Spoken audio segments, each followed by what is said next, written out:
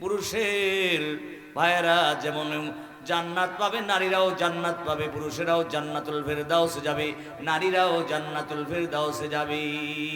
আল্লাহ বলেন ওই পুরস্কার দেওয়ার বেলায় নারী এবং পুরুষের মধ্যে আমি বিধাভেদ করব না। নারীরা যা পাবে পুরুষেরা তা পাবে, পুরুষেরা যা পাবে নারীরাও তা পাবে। আসেন আমার ভাইরা, মূল আলোচনার দিকে যাই। এই মহিলা মাদ্রাসা এখানে হয়েছে। আমি মনে করি মহিলা মাদ্রাসা পুরুষের মাদ্রাসা যা হওয়ার হয়েছে, এর চেয়ে বেশি মহিলা মাদ্রাসা হওয়ার প্রয়োজন আছে না নাই?